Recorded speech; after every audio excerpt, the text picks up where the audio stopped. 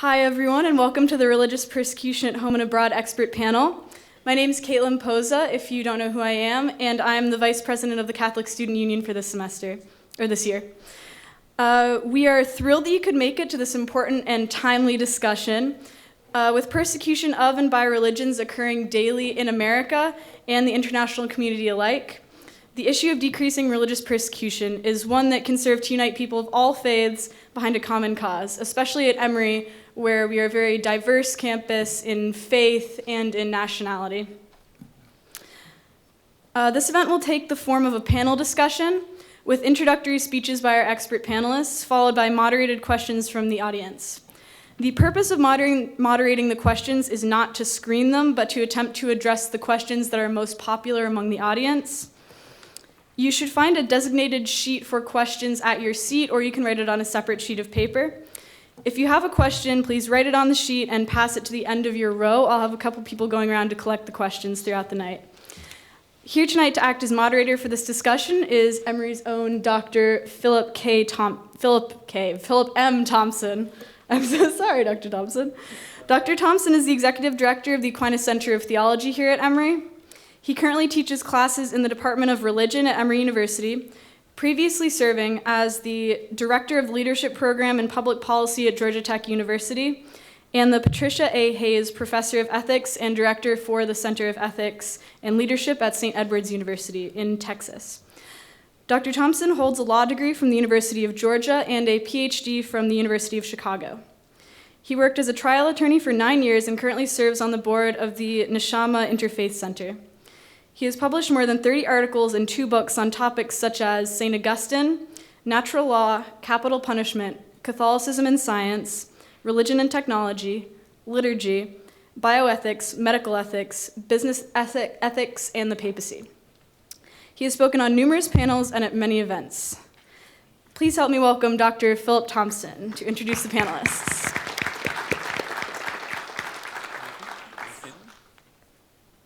Well, welcome everybody. This is, as far as I know at least, the first time in my experience here at Emory of a student-led academic panel. The Catholic Student Union, along with a variety of religious student groups on this campus, have come together for this very, very important topic. And I couldn't be more thrilled to be a part of this and to introduce the panel you're going to hear tonight. You really are going to be hearing from some amazing people from a variety of religious perspectives on this issue. So thank you so much for being here. So with that, let me introduce our panel. And I'm going to go from starting with Elizabeth here and then going down to the end so you can follow along. They do fortunately have nameplates in front of them so you can remember who they are. I thought of this, if this was baseball, batting leadoff is Elizabeth Cassidy. And she's a switch hitter because she's part of a bipartisan commission, which means she can bat from the left or the right on the political spectrum. But she has a very, very important position as the Director for Policy and Research with the United States Commission on International Religious Freedom. She manages their annual report process and is responsible for a substantive portfolio that includes United Nations issues, international law issues, comparative constitutional law, UN refugee and asylum policy, and Western Europe, which seems like enough. Before you see USCIRF, which you call it USERF? USERF. Ms. Cassie was Assistant Executive Director of UN Watch, a non-governmental organization in Geneva, Switzerland. She will be giving the introductory comments for about 15 minutes and giving you an overview of this issue of religious persecution. I can think of few people in the United States who could give you a better understanding of what that is like. Now, moving down our panel, and you will hear Ms. Cassidy first and then responses from the panel. Next is, and I hope I don't massacre people's names here, so my apologies in advance. Ibrahim J. Awad? That's right. Wow. So good. I'm sort of shocked. Okay, good. Attorney Ibrahim J. Awad is the Interfaith Director of the Medina Institute, a mosque and seminary in Duluth, Georgia. He holds a BA from Kennesaw State University and a JD from Georgia State College of Law. He is a contributing writer for AtlantaMuslim.com and has appeared on PBS and local CBS affiliate, among others. Mr. Watt has helped prosecute over 100 felony cases, including over a dozen child molestation jury trials and one murder trial. Upon graduating law school, he opened his own law firm, the Watt Law Firm PC, and while working with the government and seeing many injustices firsthand, he decided to protect those who have fallen victim to the system and help those who are willing to help themselves by affording them a moment of justice. Welcome, Ibrahim.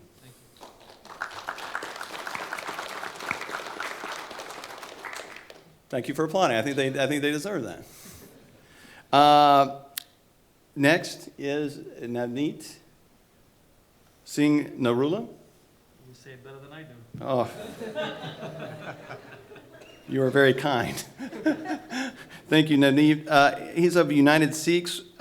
He's an award-winning serial entrepreneur. So that means you've done a lot of entrepreneurship. Is that what the serial entrepreneur? Is that I got that right? More Yes. like Gotcha.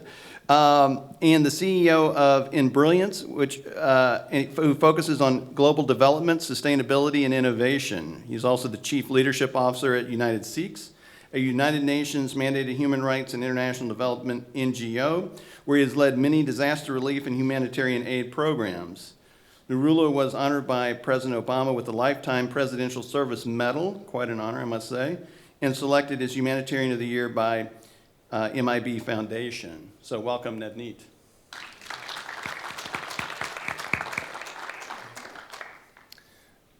Next is Professor Michael Berger, who's an associate professor in the Department of Religion here at Emory University.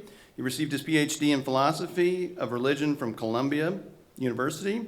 He also received a Lady Davis postdoctoral fellowship at the Hebrew University in Israel. His research and teaching focus on issues of religious authority, rabbinic literature, and the development of Jewish law and Judaism.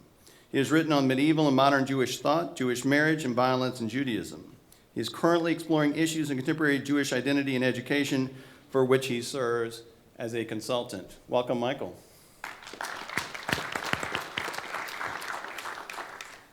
The final person, Kevin Lee, is a personal friend of mine. When I was trying to think of a Catholic person to invite onto this panel, naturally I went to a Southern Baptist law school in North Carolina. But nonetheless, Professor Kevin Lee is a Catholic thinker and quite a good one. He's a professor of law. He's a multidimensional legal scholar and teacher with degrees in Christian ethics, religious studies, and philosophy and religion. He couples his longstanding interest in the phenomenon of human religiousness with his interest in the emerging networked, globalized society. As a Christian ethicist, he focused on the personalist moral philosophy of St. John Paul II. Welcome, Kevin. And with that, let us begin this by having Ms. Cassidy give you all an overview of this issue. Elizabeth. Thank you. Is this working? Can everybody hear me okay? Okay, great. We decided we were all going to stay seated and have this be a little bit more of an informal presentation. So thank you all for coming. Thank you, Caitlin, and everyone for inviting me. This has been a really great day.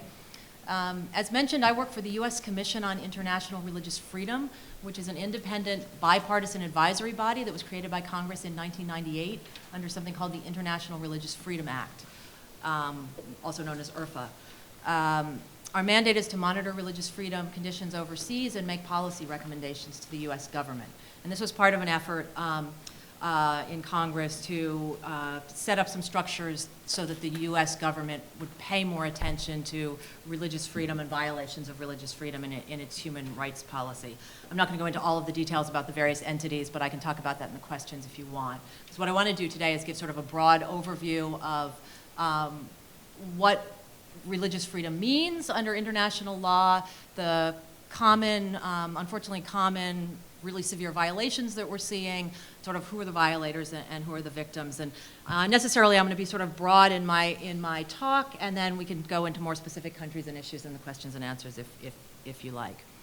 So on the question of what religious freedom means, under this statute, the International Religious Freedom Act, the Congress told us at our commission and the State Department, which also monitors religious freedom, that we should look to the international standards to define what religious freedom means. So we're not applying the U.S. First Amendment law, although there are many things where there are overlaps, but there's a body of international human rights law, starting with the Universal Declaration of Human Rights from 1948, and then the International Covenant on Civil and Political Rights are the two main documents with a religious freedom provision, and then interpretations and various international bodies. So it's the sort of covenants and treaties that countries have agreed to in the international system. And under these treaties, religious freedom is both a group right, in that people, of course, part of religious freedom is the right to practice your religion or belief in community with others who share that belief. But it's also, importantly, it's an individual human right. And it's the right to believe or not to believe, as your conscience dictates, and then to be able to manifest those beliefs, including in public, subject only to specific limitations set in international law. It's also, not surprisingly, from that description, closely related to the rights of assembly, association, and expression. One very important point that I always make in these talks is religious freedom is not only a right for religious minorities. A lot of the sort of public discussion about religious freedom sort of mostly focuses on minorities, but because it's an individual right, religious freedom also gives individuals within a religious majority the right to dissent from that orthodoxy, especially if it's being imposed by a government, the right to debate interpretations of that religion, or the right to not follow any religion at all. In addition, religious freedom isn't only for communities or religions that, some government or some society deems traditional. It's a wide-ranging right for religion and belief groups that, theistic, polytheistic, non-theistic, atheistic, sort of very broad, all covered. It also helps when you're thinking about the individual right. A lot of times people say, well, how do you define religion? And what is a religion and what isn't? And sort of at bottom, if you're saying it's an individual right to believe or not to believe, you kind of don't really have to get into those thorny questions of is something a religion or not. And so a lot of times some of the violations we see are because a government has decided you are a religion, you are a religion, you are not a religion, therefore we're going to persecute or discriminate against you.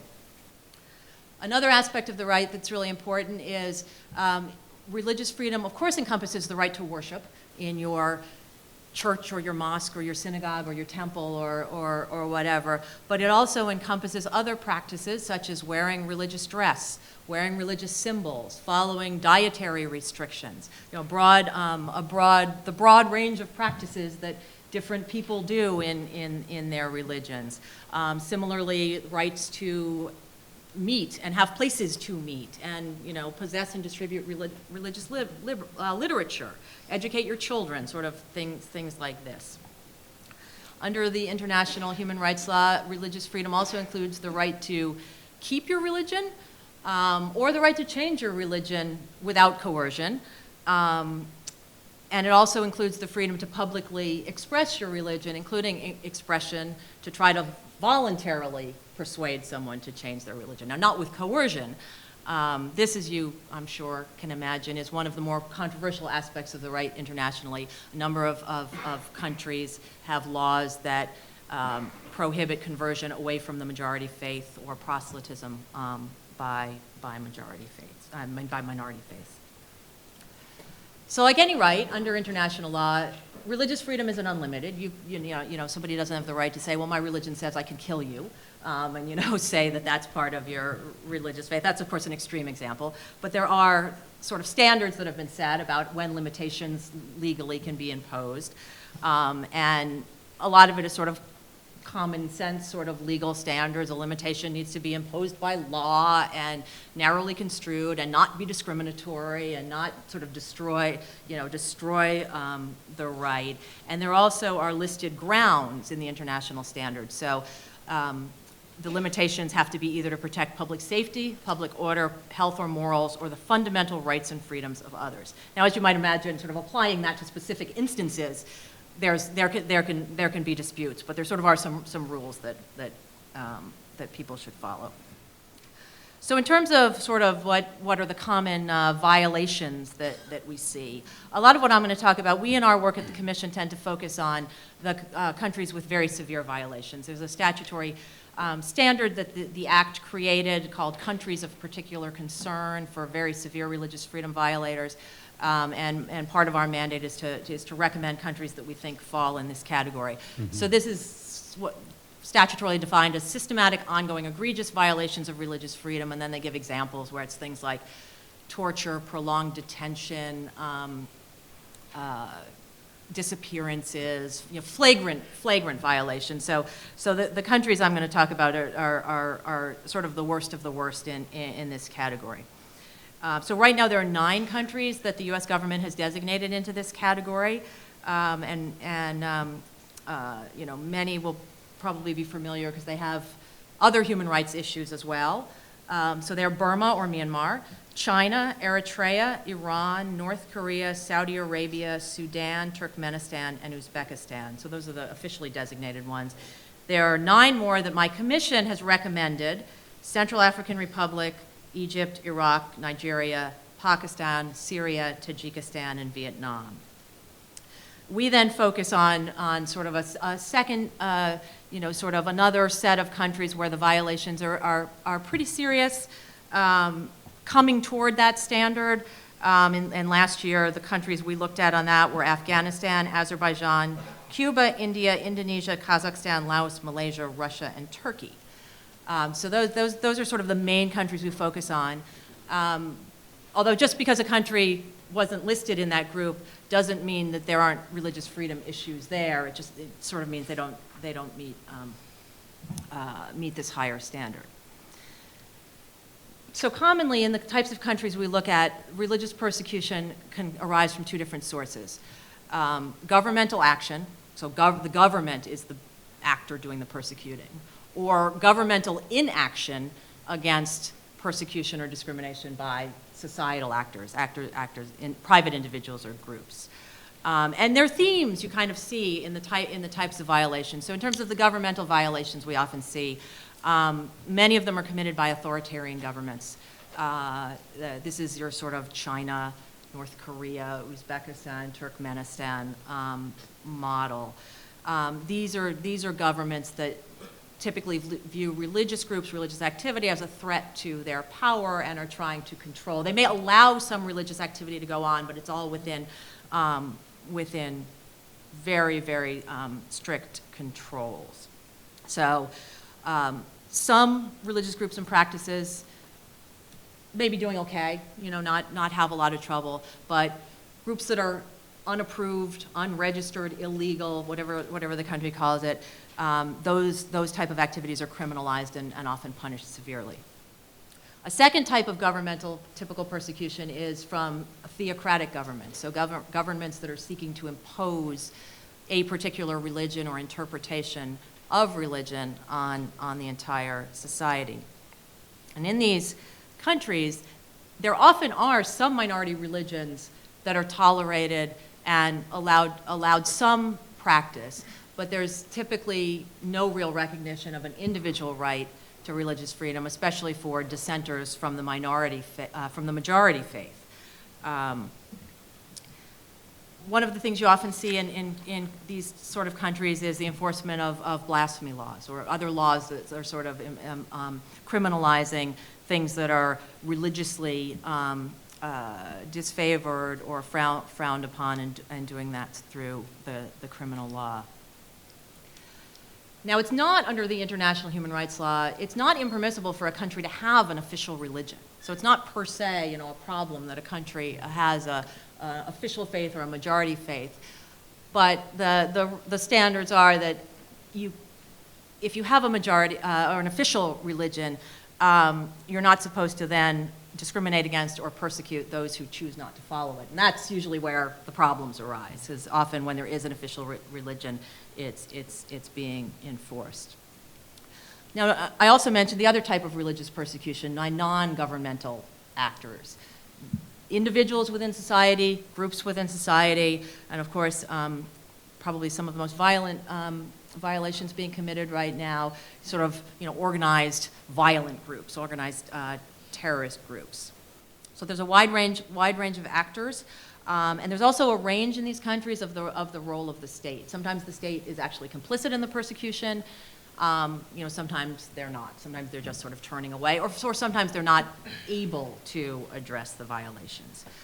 So while the government isn't directly responsible, though, in many of these instances where you do see non-governmental religious persecution, the government has, in some ways, fostered the violence. We often see that in countries where you have non-state actors persecuting, particularly violently persecuting, the governments have shown some kind of hostility toward particular religious communities, whether it's through laws, policies, teachings in official school textbooks.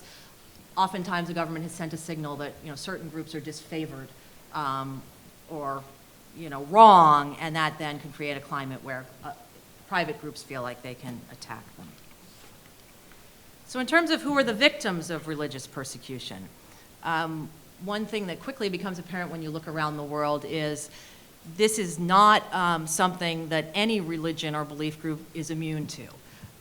Majority and minority alike. I mean, you can pretty much find victims of religious persecution and discrimination from all faiths and none.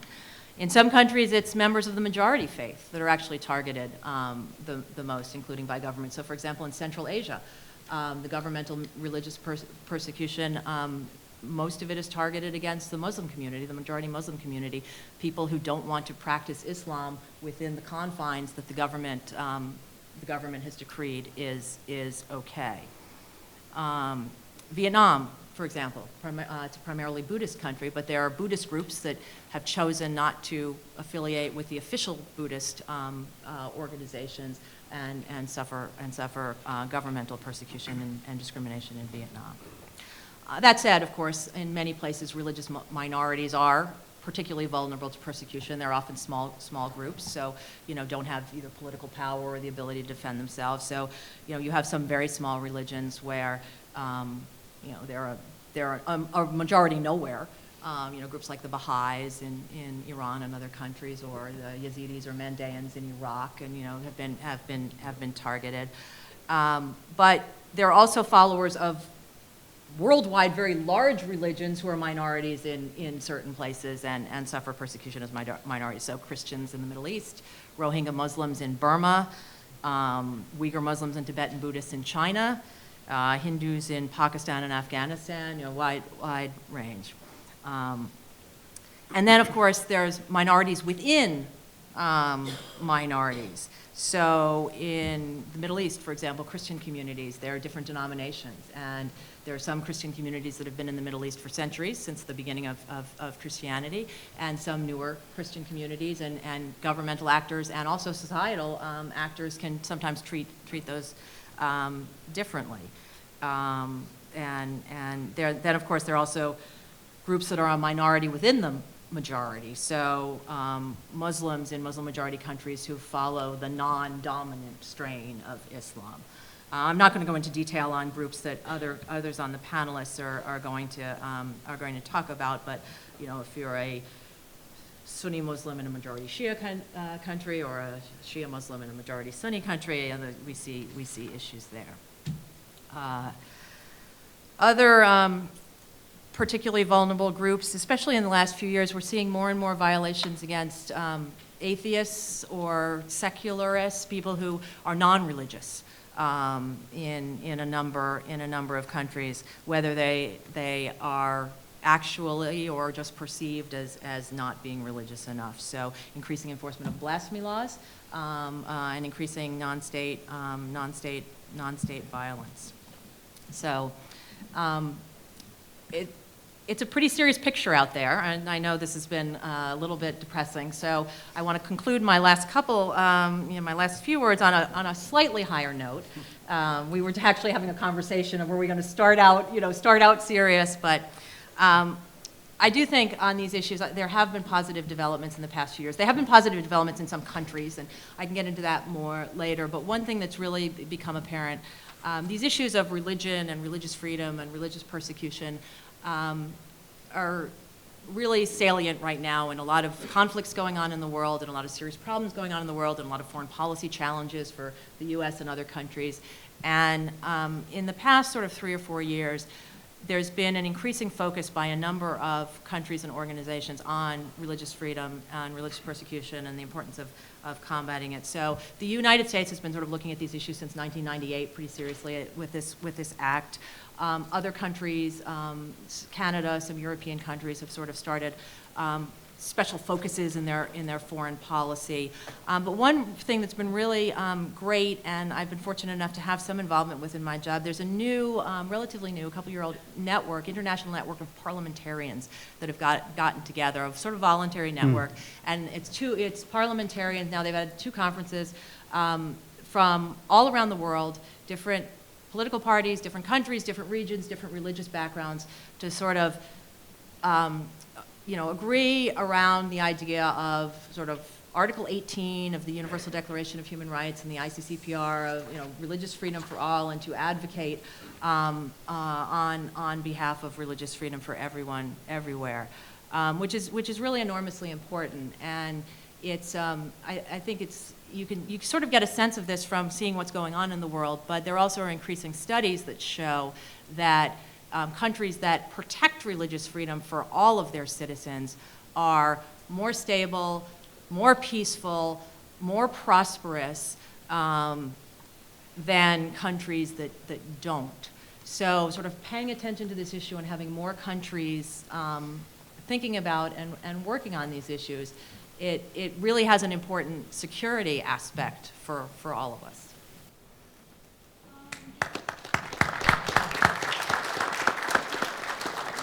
Okay, Bismillah ar-Rahman ar-Rahim. In the name of God, the most gracious, the most merciful, the King, the Holy One, the source of peace and perfection, I greet you all with the greeting of peace, the greeting of tranquility, and the greeting of the people of paradise. Assalamu alaikum, meaning peace be upon all of you. At first, when I was asked to speak among a distinguished panel, I was really humbled, and I was wondering how I can repay the favor. So I thought that I should give them my card and say, if ever you need me, give me a call. And then I realized I'm a criminal defense attorney. So it may send the wrong signal. But anyway, I will give you my card. I may need it. As a criminal defense attorney, I have to deal with prosecutors daily. And I had an uncle of mine asked me, what's the difference between a persecutor and a prosecutor? And I thought about it, and looking back at my experiences, I had a cynical answer: not much. But I'm really happy to be here, and I really want to thank the Catholic Student Union for organizing this. When addressing religious persecution, I really wanted to tackle it from a very personal level. And I know we got a big general overview, but I really wanted to address it on a personal level, and I looked at the title, Religious Persecution at Home and Abroad. So I thought to address it from a home perspective would be appropriate. Just a few days ago, while I was on Facebook, and the students here probably can share that, I'm scrolling on Facebook, and Facebook has a nice way of telling you, oh, you shared a photo about a year ago or 2 years ago. So there's a photo that I had shared that I actually took. And I shared this photo almost 1 year ago. And it was a photo of 3 caskets that many people in the Atlanta community drove up to North Carolina to attend the funeral service of 3 Muslims that had been murdered in their home it's not a dormitory, but it was their home close to the University of North Carolina at Chapel Hill. And it was a very sad and tragic day, and I happened to be among a group of people that went up there, and 5,500 people attended that funeral service. And I was that was a point in time when you can't really control the way you're reacting in terms of sobbing uncontrollably because of how tragic that incident was. And for those of you who are not familiar with that incident, a neighbor of the individuals had went into their home, knocked on the door, and shot them in the head, execution style.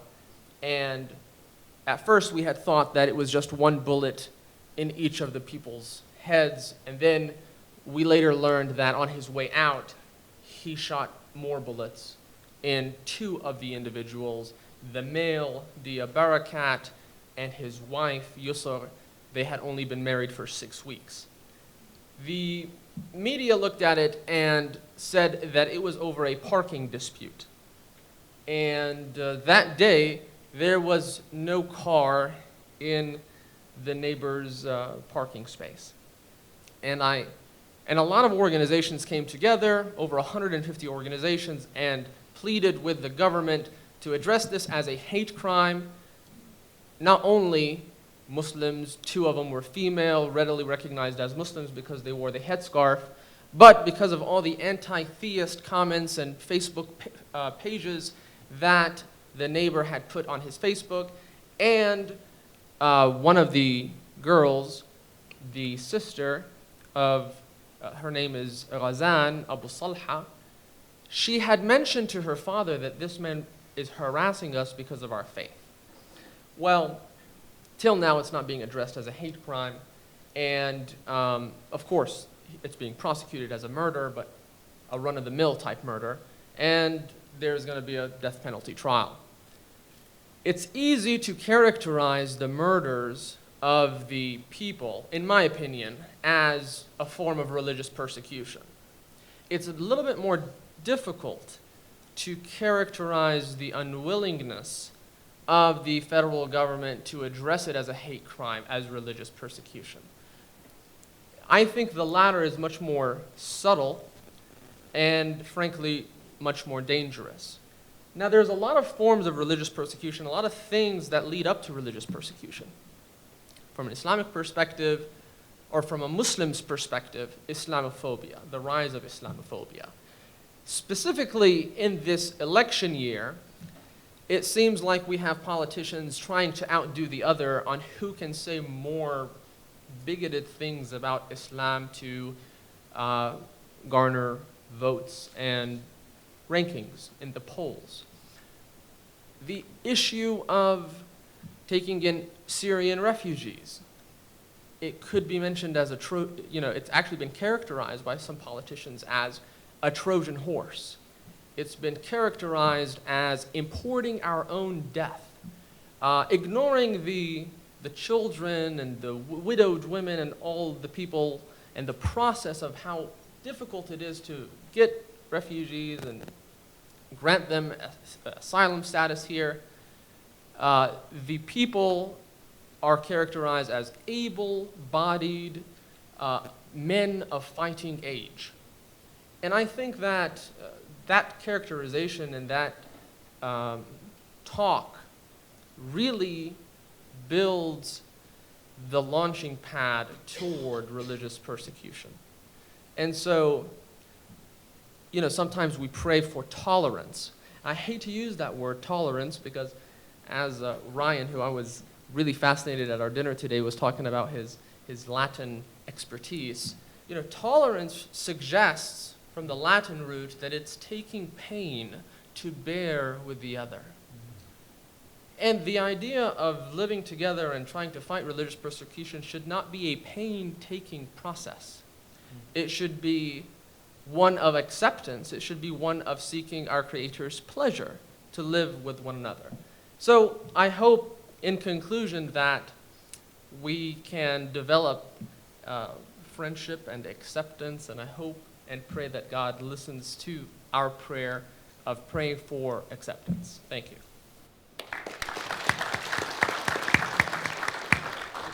If I can, just real quick, Naveed. If you have a question and you're beginning to develop a question in your mind, please, if you would, pass those to the end of a row, whatever, we'll do that, and Ryan or Caitlin will take those because we want to get to your questions when available. So with that, let's continue. Thank you, Dr. Thompson. Wow, where do we start? Well, first of all, my name is Navneet Singh Narula. My friends call me John Doe. I'm just kidding. I'm just kidding. No, I appreciate being here a lot. You know, I appreciate the invitation. I appreciate the fact that we're all sitting here. I appreciate that we're among young people who are interested in wanting to listen and talk and discuss. I mean, I appreciate being here this second a lot. You know, I'm known in my community to speak what's on my heart, what's in my mind, and I've been known to get in trouble quite a bit for it, so I may need his card more than you know. I think the important part of this conversation is that, you know, there's a lot we can say. You've heard a lot of the global perspective from international perspective. You heard one aspect of the Muslim community perspective. And for good or bad, many may or may not know about the Sikh community. And I thought I had all these things figured out that I wanted to talk about. But then I think it's important not to talk at you. I think it's important that we talk to each other. I would appreciate that we have a conversation because I'm going to not be able to share everything with you. I want you to know that you can ask me anything you want. I'd rather you ask me who I am than not. I will tell you who I am. So I want to engage in a human conversation where we can get to learn more about each other, you know, and figure something out. So having said that, how many people have heard of Sikhism? Okay, that's pretty cool. And it's nice to be in a place where people know a little bit about it. It's nice to be in a place where, because I'm learning a lot through this conversation as well. You know, the beauty of being a Sikh is that we constantly grow. Sikh, by word, means a student, a disciple. You know, and if you look at it, people say Sikh in the Indian way and Sikh in America. And the beauty of Sikh is I look at this, say, in Sikh, in Hindi, in Punjabi means to learn, to learn, to learn.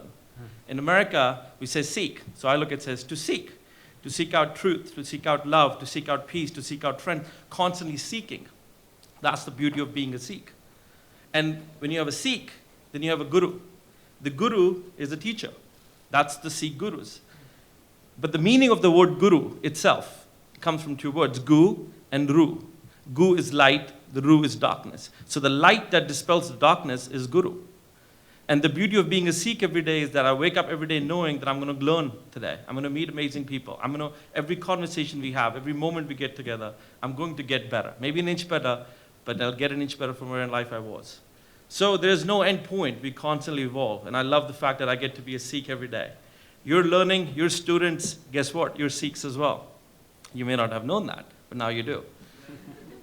And there'll be a conversation about it. Having said that, let me share briefly about the history or a little bit about Sikhism. So Sikhism and the Sikh tradition has long been at the forefront of social innovation. In 1469, when Guru Nanak, the founder of Sikhism, started the faith, he created this unbelievable, envisioned this humanity as a family, and it tied together with a divine force, and created institutions of three phases of spirituality, equality, and justice. Every Sikh follows three basic tenets. It is my birth-born duty to help people, protect people, serve people. And we follow the first tenet, is called work hard, live and earn an honest living. Second, be thankful for what you have, meditate upon its name. And third, give back and serve the mankind. So growing up in that mindset every single day, waking up and sharing my, assets, resources, every single day I'm trying to figure out and come together. I mean, if you think about it, that is a human purpose. If you open your fingers, if you think about it, can you do that? Everybody do that real quick? Do you see the gaps in your fingers? Do you know why these gaps are here? Our human purpose is to connect. That's why we have gaps in our fingers. Otherwise, we'd all be ducks, and we ain't ducks, right? And so as a Sikh, I grew up knowing every single day, waking up saying, how do I connect?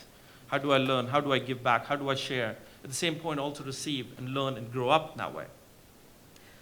Over the past 500 years, Sikhs have come together in that same discipline of entrepreneurship and fighting for political cause, fighting for equality for everyone. It doesn't matter who it is, we've stood up for it as a humanity. And at present, many may or may not know, Sikhism is one of the fastest growing religions in the world. It is the 5th largest religion in the world, with 27 million Sikhs across the world. There are about 50,000 Sikhs in North America. I mean, we're twice the number of our Jewish brothers and sisters, but many people don't know we exist. So how do you help and talk and understand when you don't even know we exist? I mean, you've heard the word Islamophobia. You've probably never heard of the Sikhophobia. We go through it a lot of people assuming that we are Muslims. And I fight an internal struggle as somebody who believes in equality and justice for all. Within my own community, people are usually to fight away and says, no, we're not, we're not Muslims. And I have to fight that back because that's a bad thing.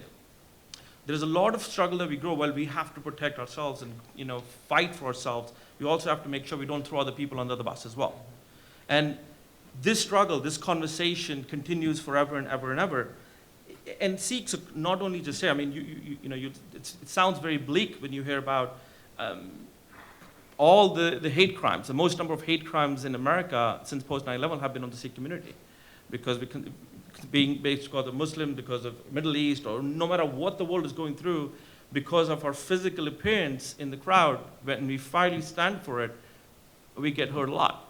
The first hate crime post 9/11 was a Sikh American on September 15th who was killed by a man who shouted, why are you taking me? I'm the patriot. I am the goddamn patriot, while shooting it. And in that first month post 9/11, there had 300 incidents against Sikhs. And since then, we've continuously gone through for the last 15 years in that same phrase, growing from, being taxi drivers, or my friend's grandfather, 80-year-old, who was beaten by a baseball bat, or Sikh Gurdwaras who were tarnished. And many of you were aware of in 2012 when a gunman came in the Sikh Gurdwara in Wisconsin and killed people. And you think about it at the community. I mean, your place of worship should be the safest place of that. Yet people would come back. So we live in a very diverse world. We live in a very globalized world, yet we're also living in a painful place where people are still unable to come and meet across each other. We have a lot to grow up and a lot to do right now. I mean, Sikhs have been here since late 1890s. And many people don't know the first Asian American congressman was a Sikh American. The father of fiber optics is a Sikh. You'll see Sikhs as doctors, engineers, lawyers, even taxi drivers, right? But that's the beauty of entrepreneurship. Sikhism doesn't believe in conversion. You'll never see a Sikh saying convert or not. The beauty of being a Sikh is that we are constantly an open-minded, pluralistic, foundational community. And we fight a very tough fight, because when you think about persecution, it's very different if it's just religious. But we go through hate crimes at work, bullying in schools, where 7 out of the 10 Sikh kids in America have been bullied. I mean, almost 35% of them have been hurt physically. And there's a lot of fight we fight through where we have to educate our educational institutions. I mean, the beauty of who we are, where we are right now, is that we're among young people. I mean, if not young at heart, right?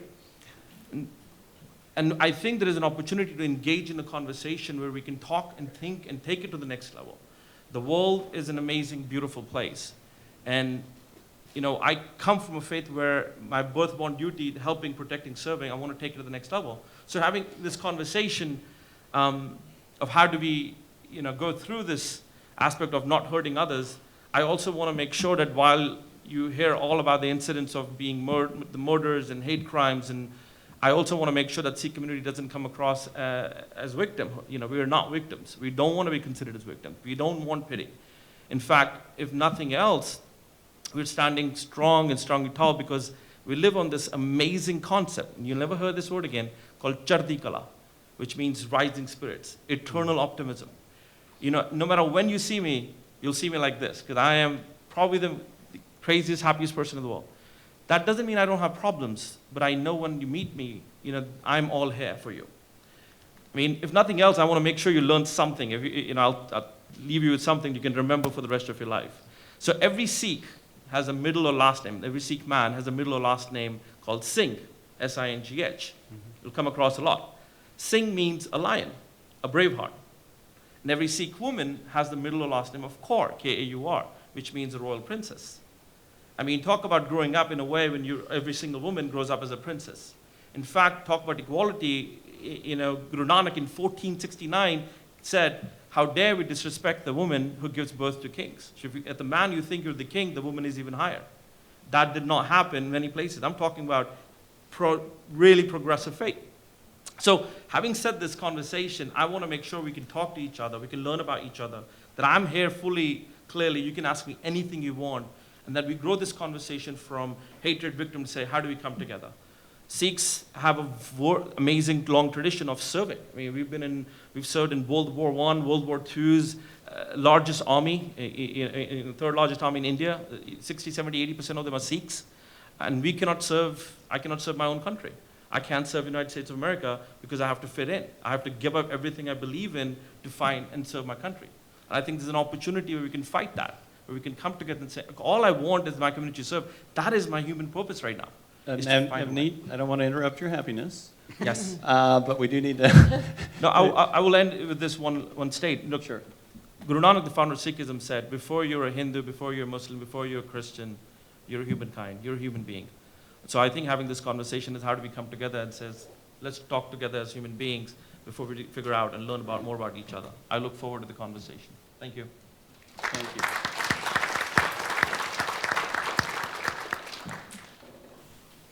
I'm Jewish, but I'm also an academic, which means I won't be speaking to you or with you, but just to hear myself talk. So just but seriously, the fact that I am academically trained does give me a certain kind of perspective on religious persecution of Jews. And it's unfortunately a very, very long history, and it's not here to do comparative victimhood. But the Jewish faith, and I just want to make a comment. I will use the term Judaism at times, but as somebody trained in philosophy but also social sciences, I really prefer to talk about Jews and not Judaism. Mm-hmm. The same way I like to talk about Christians and not Christianity, and Muslims and not Islam, because people are, whatever their faith is, they're also human beings.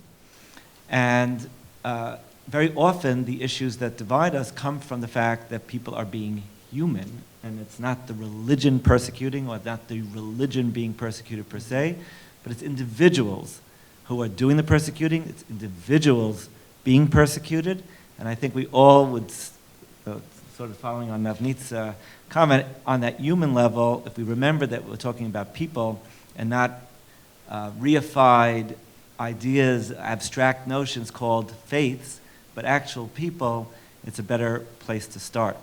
So in terms of religious persecution, historically, a lot of the issues that Jews faced came from the fact that their tradition fused being a people or a nation with a particular faith tradition. And that was not uncommon in the ancient world, and even today there are certainly many groups that would fuse nationality and religious faith. But for Jews, especially once they lost their independence in the land of Israel, and they moved about in empires, Persian, Greek, Roman, so there was this mixture of they kind of hung out together, they were in their own communities, but they also wanted to be part of the larger society, and there was a discomfort with their being distinctive, but also wanting to be part. This is a book called Judeophobia, to kind of show you how long, this is from Greek and Roman times, Judeophobia. And after the Jews were dispersed throughout the Near East and the Mediterranean, that condition continued first under Christianity, again under Christendom is a better way, and then under Islam, again Muslims. And this book by a famous Princeton professor, Under Crescent and Cross, kind of shows the way Jews were treated ideologically, but also politically and socially. Sometimes, again, all the communities, there were periods of a golden age. You mentioned the golden age. So there were golden ages where Jews were treated in very respectful ways. I wouldn't say fully equal, but certainly where there were conversations based on humanity. And then there were times where there was persecution, severe to the point of forced conversions or death or all kinds of other legal indemnities. So when I bring this up because of two important facts. First, Jews, and therefore as they expressed it in their faith, Jews understood what it meant to be a persecuted minority. And so there was a long tradition of emphasizing compassion and emphasizing acceptance. And even in the Middle Ages, when they took all those biblical laws of destroy the idolaters, oh, but these people around us, they're not idolaters. Right away they said, it doesn't apply. The biblical laws don't apply. And it was interpreted, it might have been interpreted because they had no choice, but this long history of being a minority led many Jews to view other faiths, that is, other traditions, in ways of, at times, I'm not going to deny, after the Crusades and whole Jewish communities were slaughtered, obviously an animus, but overall they learned to assume a tolerant posture, in spite of what the term actually means. They didn't want to give up on their claims to the truth of their faith, but their faith never said it was right for everybody. And that goes back to what I said in the very beginning. Judaism was meant for Jews.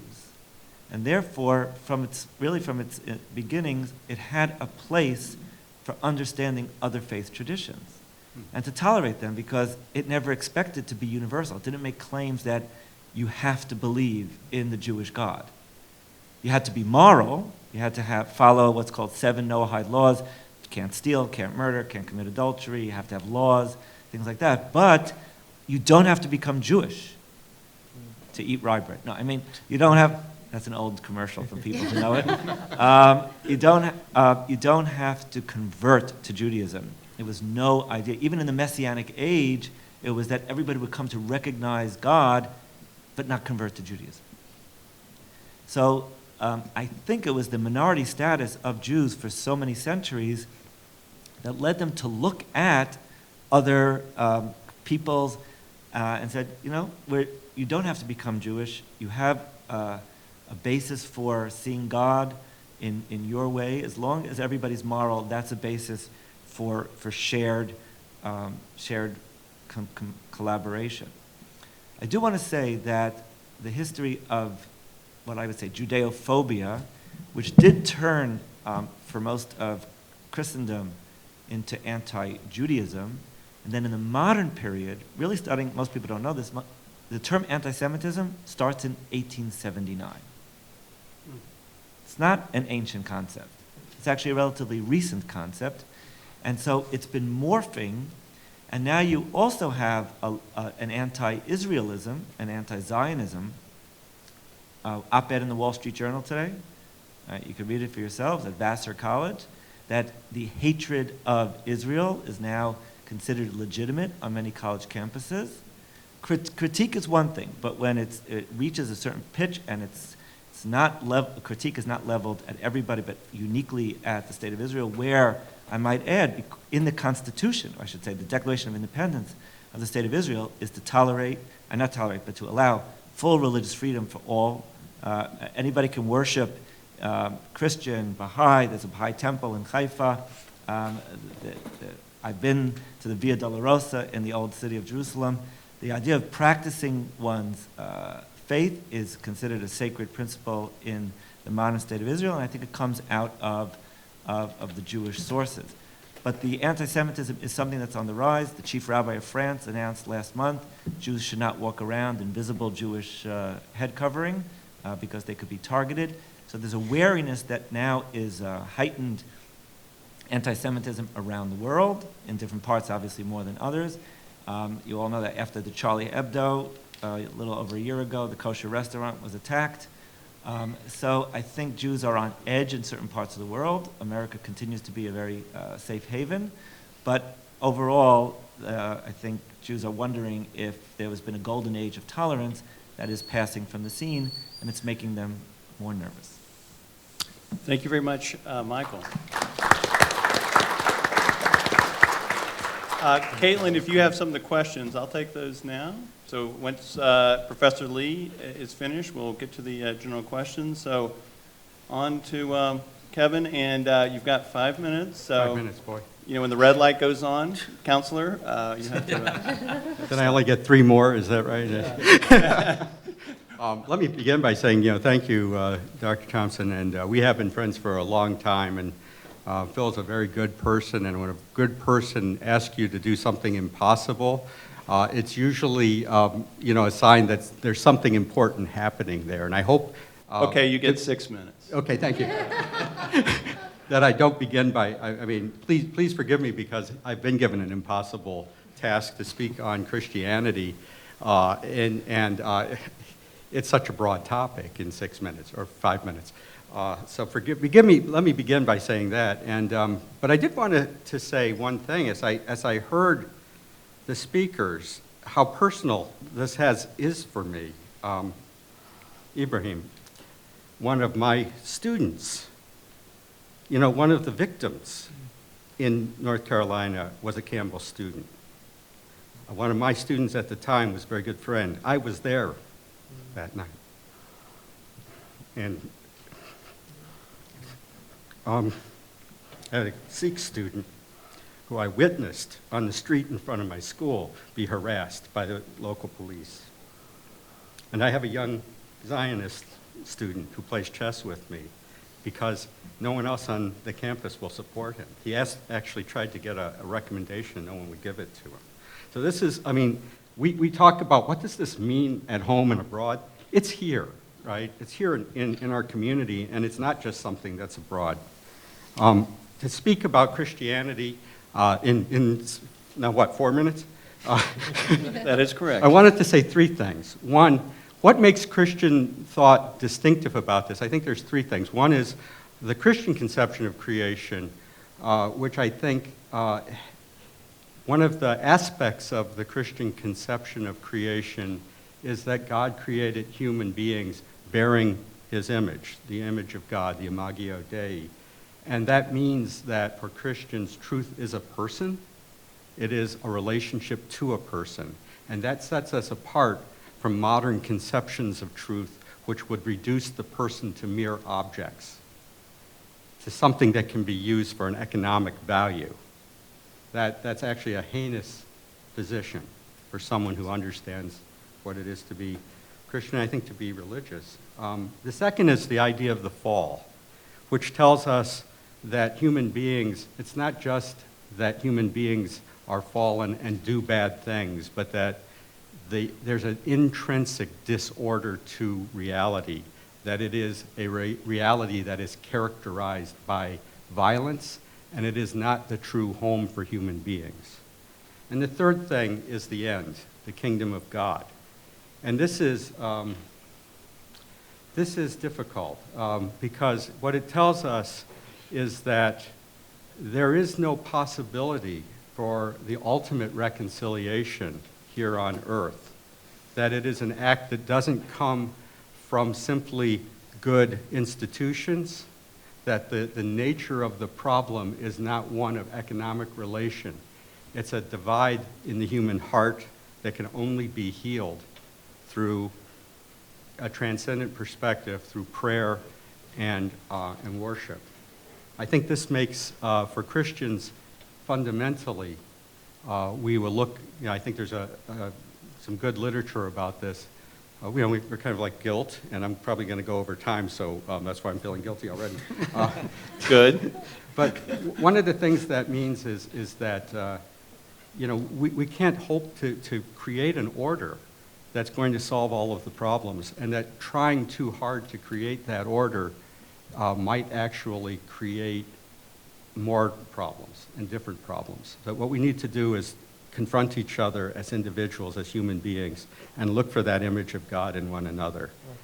And the last thing I wanted to say is that I think one of the things that we learned in the 20th century was that those programs that thought we could bring about perfect order through government where gestures of government became more important than the children in our lives. right? That those failed, and they failed miserably, right? And that what really builds community is the quotidian acts of kindness that we share together. Fantastic, thank you.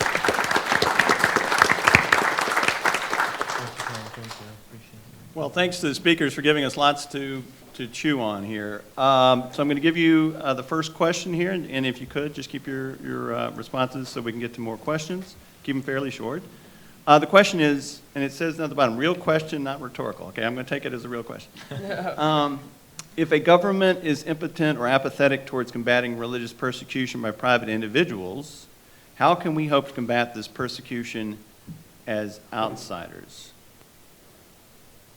In other words, if the government's apathetic or indifferent or towards this persecution, how can individuals, say the people in this audience, what do they do?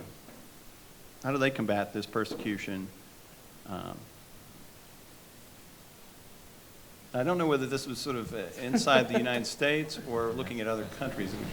Well, I can be anonymized. I guess this is just only Elizabeth talks about an international perspective, so I guess this is specifically for you. Yeah. Is that you talked about the situations where there's an active government presence in terms of persecuting individuals or persecuting people. But then there could also be the situation where the government is just, like I said, they're powerless to prevent this sort of persecution. So just what can be done? Maybe not us as outsiders specifically, maybe the kind of general human us. Human, what yeah. can be done in those situations where the government just is powerless? to Right.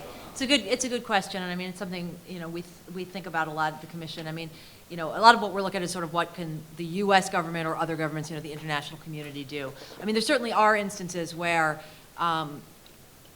now where a government is really incapable, although there are more instances where they're not necessarily incapable, they're just not willing. So, there's sort of various things, sort of incapable right now. You have an example like the Central African Republic, right, where they're basically, the government essentially fell apart after a coup in 2013, and you had these Christian and Muslim militias and all kinds of horrible stuff going on. I mean, that's become really more of an effort of the international community and UN peacekeepers, and so there's some sort of situations like that. What's more common, I think, is instances where the government could do more, but for a whole variety of reasons doesn't. And so there, it's more about governments, and so some of this can come through publics, sort of putting pressure on another government too when there are violent acts to prosecute them.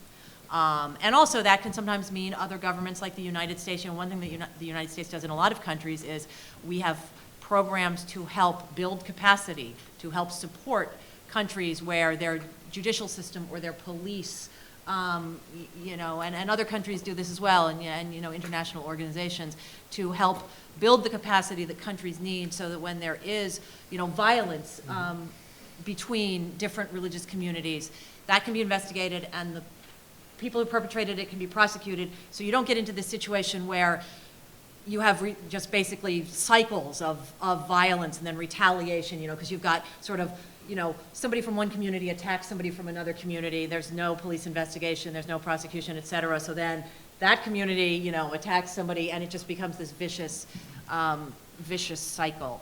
But they're not, these are things that take a long time to address. There's not a sort of easy, quick answer, but there are things that can be done. All right, let me, if I could just get the next question, and this is going to specifically focus on Christianity and Islam, although I think maybe all the panelists can comment on this, but this is a good question.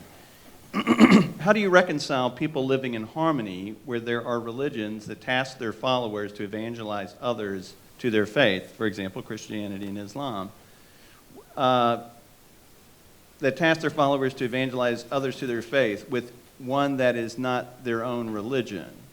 So if you're, you think that nobody can get to the Father except through the Son, that language in the Gospel, or I won't pretend to say what that would be in Islam, but there are, words to this effect. So how do we take those kinds of tasks, and how does our tradition and understandings help to enrich or modify maybe a little bit those sorts of commands? Or you can take this any way you would like. Okay, I'll begin. There's obviously a verse in the Quran that's similar, that says no religion will be accepted except Islam. And also there's a verse that says there is no compulsion in religion. So where you have problems where people are going more extreme and they are trying to convert people or giving death as the only alternative, that problem is putting that person in God's shoes. I recently see this. I see this all the time, actually, where Muslims may read something in the Quran and they see that how God is angry with those that ascribe a son to him. It actually says that the heavens shake at those people when they ascribe a son to him. This is how angry God gets. And so some Muslims say, well, if God is angry, I must be angry too.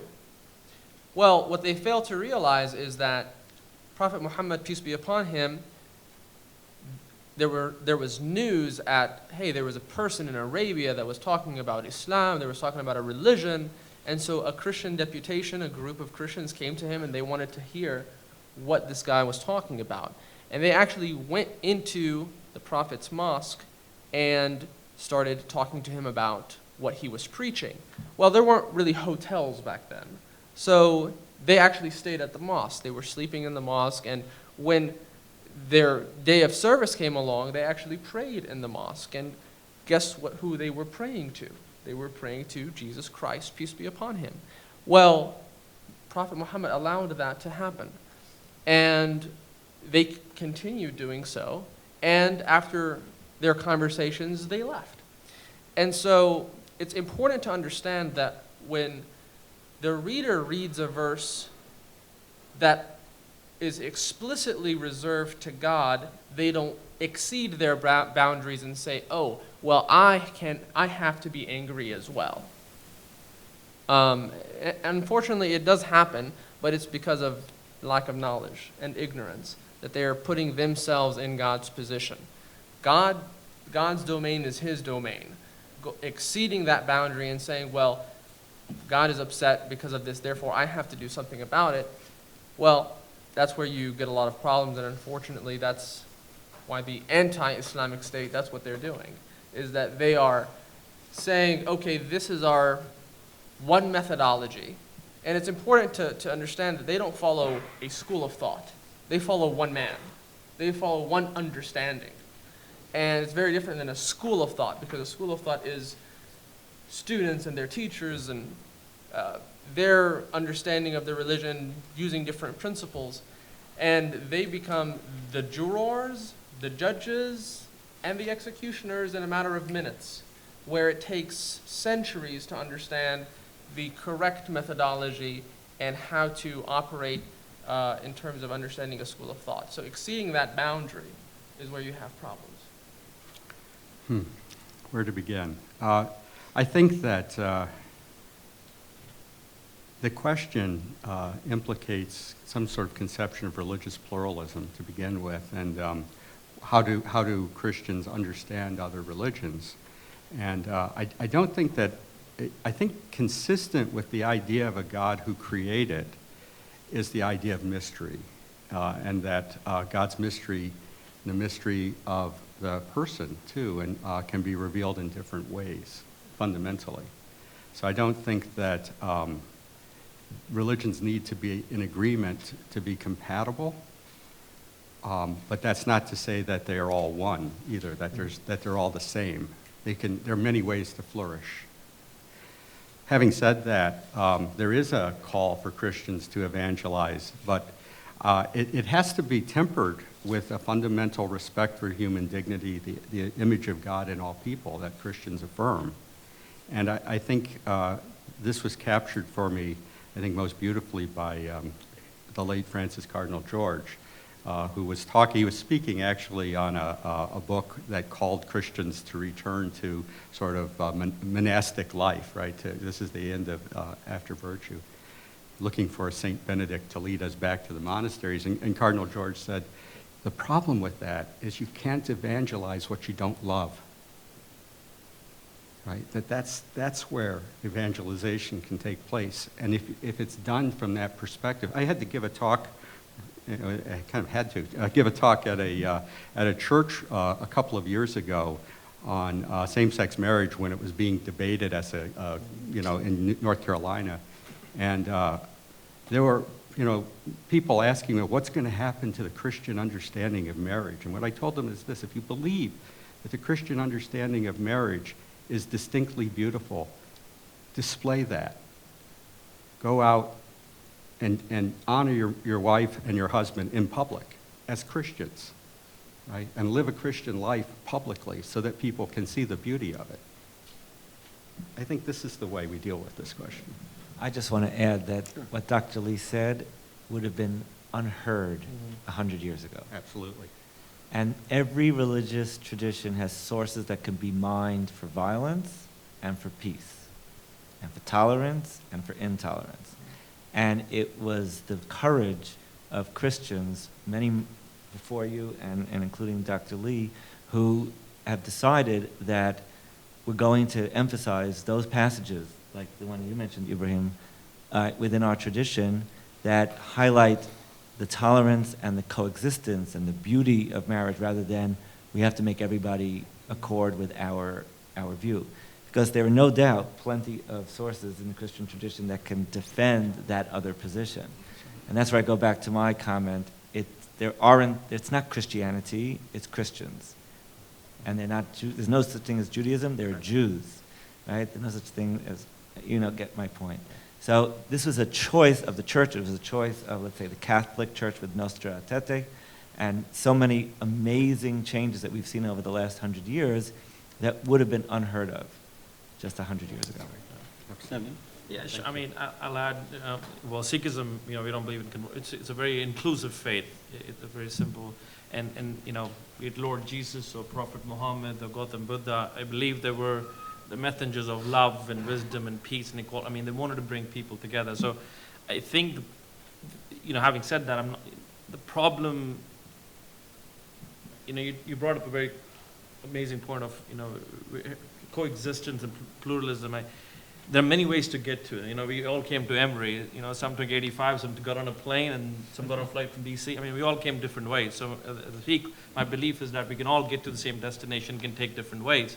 So the problem in life comes is not that, when we believe our way is the only way, we get into a problem.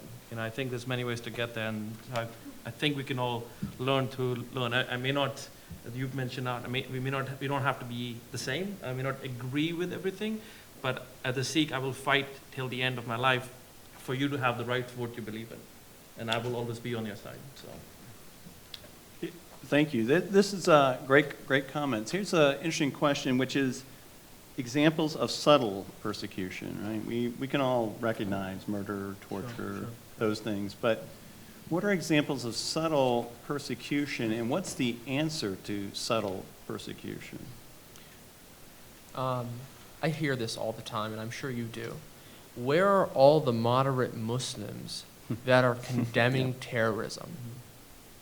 Now, if you think about that question, there's that expectation that Muslims are condoning the killing of innocent women and children. And so having that expectation and then expecting every Muslim to explicitly say, we condemn terrorism, that's a subtle form of religious persecution. Because by definition, religious persecution is the mistreatment of a group of people in response to their faith.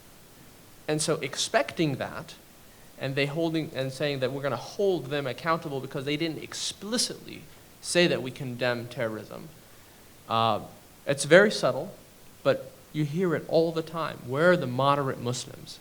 You would not expect that question to be posed to an adherent of any other faith group, because it would be preposterous to say, okay, just because this Christian person did a horrendous thing, where are all the moderate Christians that are condemning that act of violence?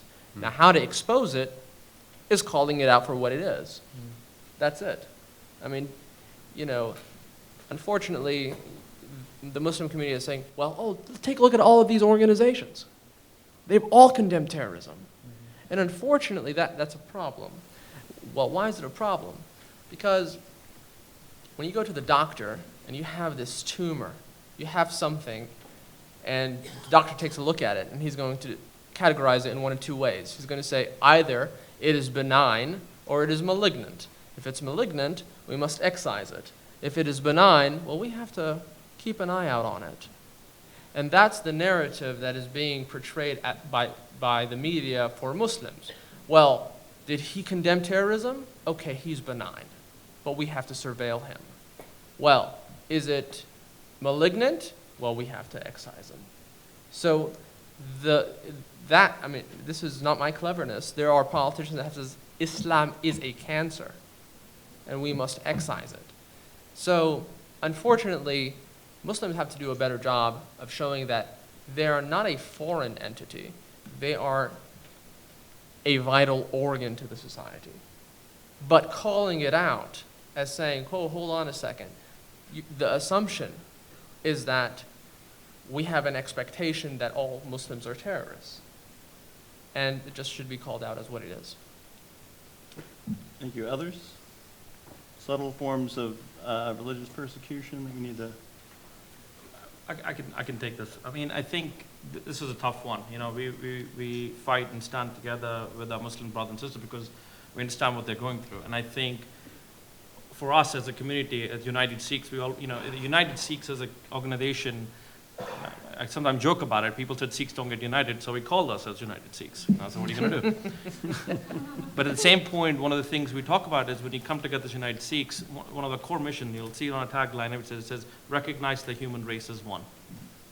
And Guru Nanak believed in, you know, well-being of all humanity, not just Sikhs, all mankind. And I think so when we fight together, when Muslims are hurt, when Christians are hurt, when, you know, Buddhists are hurt, you know, I know for a fact we're not far away. And we're in the middle of every single conversation. You know, I'm a foreigner in every country in the world as a Sikh. You know, people said, oh, I'm a foreigner. I mean, even in India, we're 2% of the entire population. You know, and when I'm in America, I'm the Indian guy. When I go to India, I'm the American guy. You know, and this conversation of religious persecution or, you know, discrimination or these stereotypes of, you know, where are you from? It's a very subtle conversation of, no, you know, I'm from Atlanta. No, where are you from? I'm from Michigan originally. No, where are you from? Because I'm like, India, because after that, I don't know where to go from there. Well, eventually it's Africa, I believe. Yeah. Well, yeah, but I think, I mean, I know this is very hard to talk about, but this can go on forever in a personal way. I mean, I am, you know, and I've been to 118 different countries. So I fly quite constantly. I'm always on the go. You know, I have global entries and TSA security checks and Nexus, you name it, I've got it, and I'll pay $1,000 for that, so if I can get through. But I'm always the randomly selected guy, you know. I joined the club. But Right, and I had a really good friend, you know, Tony, black guy, always talking, you know, he's like, dude, I'm sorry, I'm just glad it's not me anymore. Because that was the, you know. But I think a lot of these conversations change, and we live, you know, we're in Atlanta, Georgia. I mean, we talk about the civil rights movement, Dr. King's movement, you know, recognize, you know, the content of my character, not the color of my, I mean, there's a huge conversation here between, and we have to get away from the blacks and whites and the other people as well happening in it. So I want to get away as a community from a religious persecution, no longer being other. I'd rather be, you know, I was joking earlier, real quick, last point, that I was in a conversation in a meeting recently in South Georgia, and then I was in DC, and they looked at me, and then they'd never seen a guy having a turban beard, so they were looking at me. The question was, they came up to me and said, you know, I'm sorry, but they wouldn't even know how to do, they're like, they didn't say, who are you? They're like, what are you? They didn't even know how to discriminate against me. So I think there's a lot of subtle things that go through all communities, and to your point, you know, you talked about it international way, and I can speak in 10 seconds. Internationally, we go through, and I'll give you a simple example of India. I mean, there's issues happening where, you know, Christians are persecuted because they're a very, very, very small minority.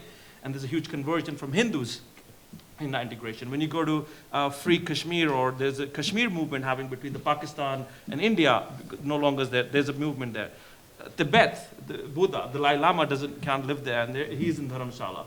You know, Sikhs are a small percent of 2%. So in that one country, you can have multiple different aspects. Yet, having said that, a few recent years ago, Christian woman, Sonia Gandhi, was the head of the Congress party. President was a Muslim, prime minister was a Sikh, and you think about it, and they were ruling 800 million Hindus. You also can't get more diverse than that. So there's catch-22s everywhere. There's going to happen that, but there's also betterment for us as well. If I can, I'm just going to get to the last question. This has been fantastic. If you can, in about 60 seconds, and I'm going to give you a very simple question. What can we do to stop, end, or limit religious persecution going forward in 60 seconds? So and really, the question, I think, in a way, is looking out. We have a lot of students here tonight and others, but you're looking out to them, you say, here's what you can do. And being here is part of what they can do, and I think you deserve a lot of thanks for being here and learning and becoming, raising the awareness of this issue. Okay, I think that's a big step. But what else, when you look out at this audience and you say, let's go forward, here's something we can do. So, Elizabeth, you're the expert for the entire world and the U.S. government. Well, I don't know. Thank you, but I think that's a bit of an overstatement, but thank you. I think being aware and making other people aware is really important about what's going on out there, and where, and the sort of all the different groups that are affected and in various different countries. So that's part of it. And in terms of, it's a big part of it in terms of urging the U.S. government to do more and then urging other governments to do more. I mean, the fact of the matter is, if politicians start hearing from their constituents that they're interested in a particular issue, that makes a difference in then what politicians decide they want to prioritize. And then in turn, if other governments start hearing from the United States, they're really interested in a particular issue that can make change, especially in some really important ways. Learning about individual people who were imprisoned in different countries around the world for practicing their faith or for advocating for religious freedom or the rights of other communities. Those are the kind of things where advocacy really can make a difference. It's a lot harder to change some of the systems and the laws that are sort of more baked in the cake, as a colleague of mine likes to say, get in countries' entire systems, but you can make a difference in getting people out of jail, which is no small thing. I think the road to religious persecution begins with demonizing the other. So if we reverse that, we humanize the other, humanize the oppressed, humanize the people that are being harassed, get to know them, forming relationships with them, really understanding them, that is a way that we can practically have an effect on hopefully eradicating religious persecution.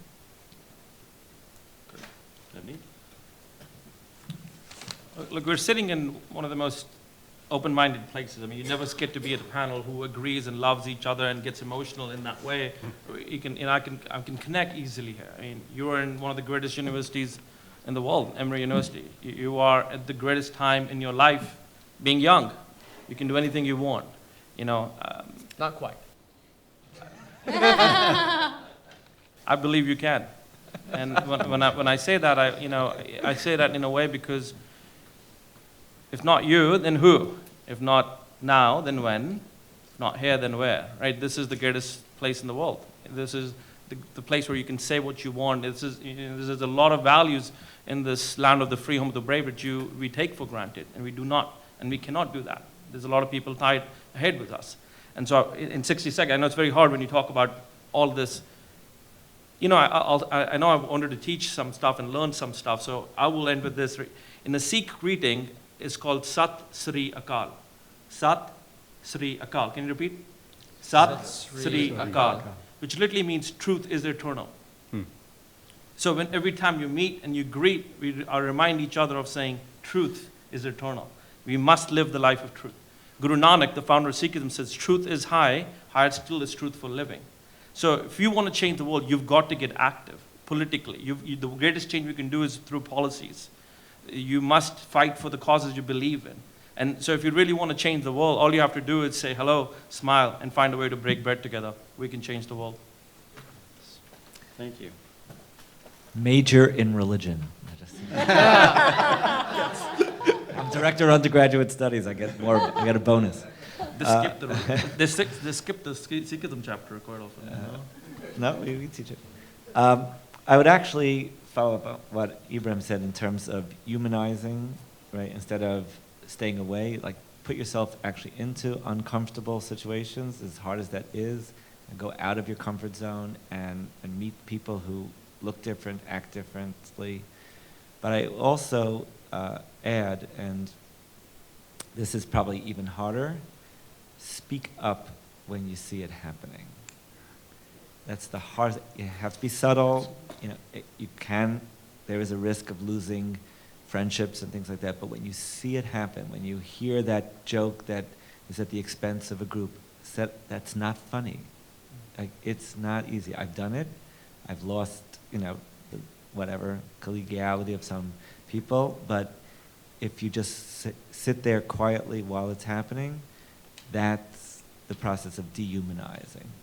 So it's this, not just all those wonderful things that you spoke about, Amit, but speak up. That's pretty important.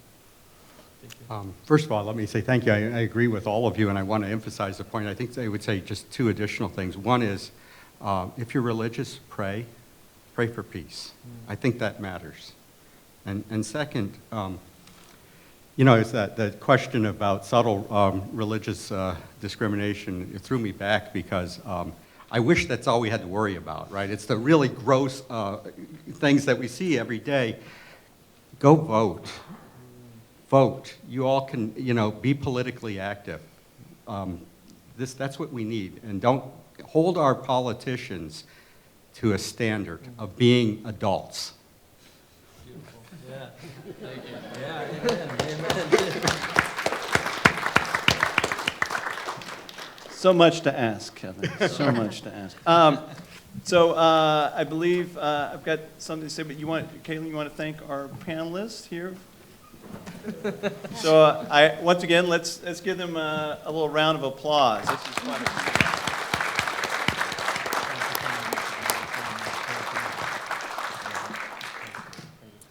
Thank you all so much for attending this wonderful discussion. I hope you learned as much from the panelists as I did. Let's give them one more round of applause because they were so amazing. Before we close out this event, I would just like to give a special thank you to Mr. Steve Krim, right in the front here, without whose generosity this event would not have been possible at all. I have a gift for you if you want to come up and get it.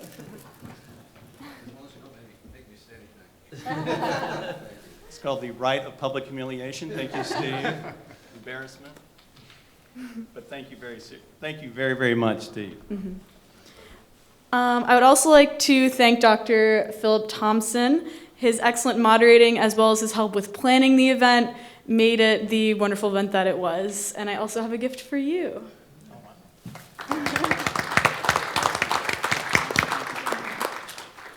And can I do one little special indulgence?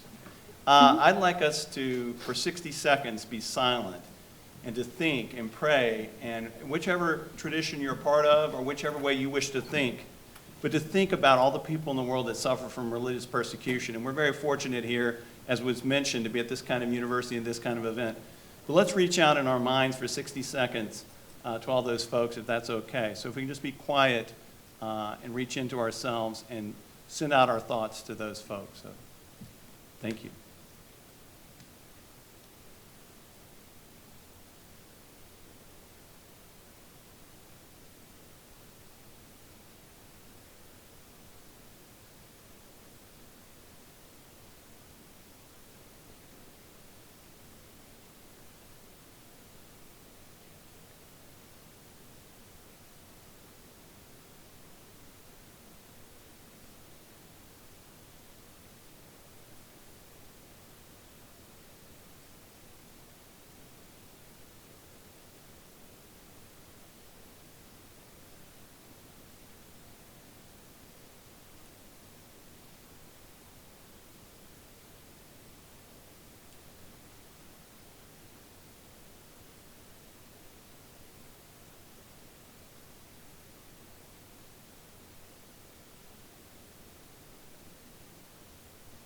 Thank you very, very much for that. And one final thank you. You're a fantastic audience, but also to Caitlin Posa, this student whose idea is why we're here tonight. She started off with an idea. She came back from Washington on fire after being an internship dealing with issues of religious persecution. She talked to my board about how excited she was about trying to put something together. She found an advocate there in Steve Krim to help finance this event. She's joined with other faith organizations, and I think we should thank all of those groups, including Hillel, Hindu Student Association, Muslim Student Association, Emory Buddhist Club, Emory International Relations Association, Emory Interreligious Council. I apologize, you were probably about to do this. I'm always stepping on Caitlin's toes. But I thank all of these groups. Thank you so much for being here, and thank you, Caitlin.